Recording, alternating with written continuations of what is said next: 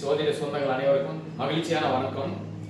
பழனி ஸ்ரீ ஞான தண்டாயுதபாணி வணங்கி, இந்த அரிய கலையை கற்றுக் கொடுத்த ஆசிரியர் குருமார்களை வணங்கி, இந்த ஆங்கில புத்தாண்டு மக்களுக்கு ஒவ்வொரு ராசிக்கும் என்ன பலன் கொடுக்குது அப்படிங்கிற ஒரு ஆராய்ச்சியில் நம்ம பார்த்துட்டு இருக்கோம். இப்போ இது வரைக்கும் துலா ராசி வரைக்கும் பார்த்துட்டோம்.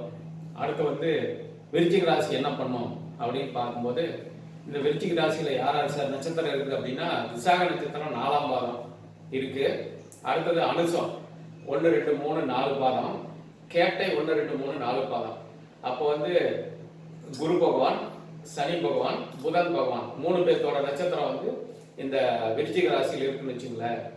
அப்ப விருச்சிகம்னாவே ஒரு பள்ளம், ஒரு குட்டை அப்படிதான் சொல்லுவாங்க. இதை ஒரு நீர் நிரம்பிய குட்டை, அந்த மாதிரியான அமைப்பு தான் இந்த ராசிக்கு. அப்ப இந்த வீட்டின் அதிபதி செவ்வாயா வராரு. அப்ப செவ்வாய் பகவானுடைய பவர் இந்த விருச்சிக ராசியில பிறந்தவங்களுக்கு இருக்கும்.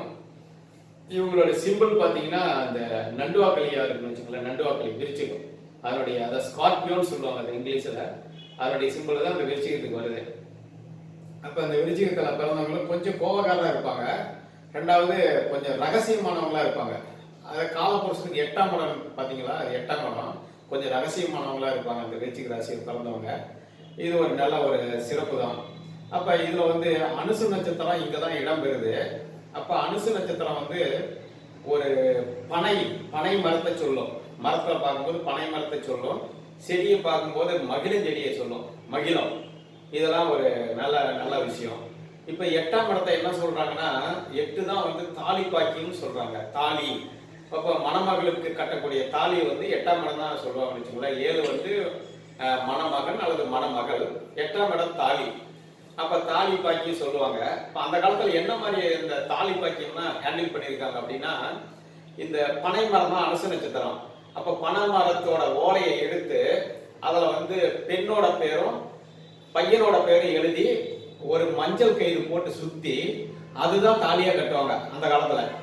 அப்புறம் அதுக்கப்புறம் தான் காலப்போக்கில் இப்போ அப்படி தாலி தங்கத்தில் செய்யறது, இல்லை கொஞ்ச நாள் மஞ்சள் கோம்பல் கட்டிட்டு இருந்தாங்க. அதுக்கப்புறம் தான் இப்ப தங்கத்தில் செஞ்சு ஒவ்வொரு சமூகத்திற்கும் நமக்கு இதுதான் சிம்பிள் அப்படின்னு சொல்லி யூஸ் பண்றாங்க. ஆனா ஆரம்பத்துல இந்த அந்த இது பனை ஓலையை தான் தாலியா கட்டுவாங்கன்னு வச்சுங்களேன். இது ஒரு அந்த காலத்துல ஃபாலோ பண்ற விஷயம் தான். இது ஒரு சிறப்பு. சரி, இந்த விருச்சிக ராசி விருச்சிக லக்கணம் என்ன சார் பண்ணுவாங்கன்னு பாத்தீங்கன்னா, கொஞ்சம் கோபக்காரா இருப்பாங்க, நேர்மையா இருப்பாங்க. இவங்களுக்கு இது ஏதாவது ஒரு தப்பு தண்டா பண்ண பிடிக்காதுன்னு வச்சுங்களேன். அடுத்தது இவங்களுக்கு இப்ப குரு பயிற்சி என்ன பண்ணுதுன்னா, 2, 5 கூடிய குரு பகவான் போய் இவங்களுக்கு 8ஆம் இடத்துல இருக்குது. அப்ப 2, 5 கூடியவன் 8ஆம் இடத்துல இருக்கும்போது 2ங்கிறது குடும்பம், 2ங்கிறது வருமானம், 5ங்கிறது குழந்தை, 5ங்கிறது உயர்கல்வி. அப்போ இவங்க அது போய் 8ல இருக்கிறதுனால வர்ற ஜூன் மாசம் வரைக்கும் கொஞ்சம் வருமானம் குறைவா இருக்கும். ஏதாவது தொழிலுக்காக, உத்தியோகத்துக்காக குடும்பத்தை விட்டு பிரிக்கி போற மாதிரி இருக்குன்னு வச்சுக்கோங்க. 8ங்கிறது கொஞ்சம் பிரிவை சொல்லும்.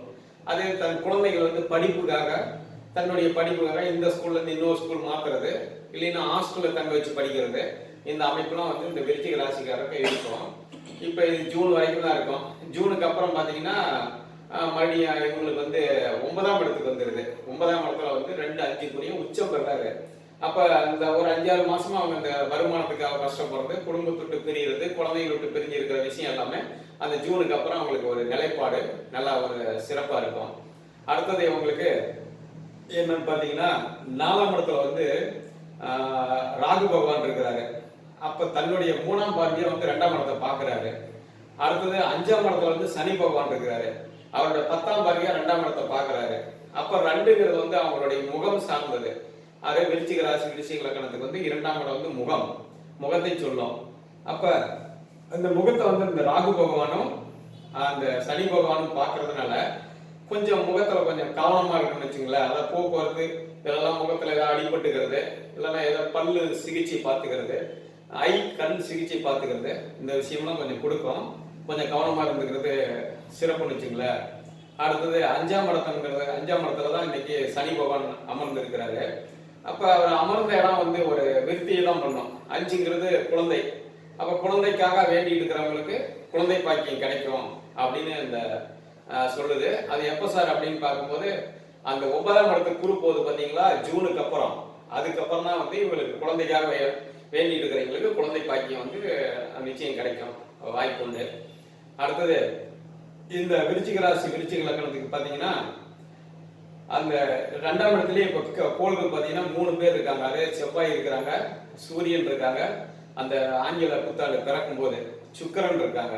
இவங்க 2ஆம் இடத்துலயே எத்தனை கிரகங்கள் இருக்கும்போது இதன் மூலம் இவங்களுக்கு வந்து வருமானம் வரும் அப்படிங்கிற அமைப்பு தான் இருக்குது.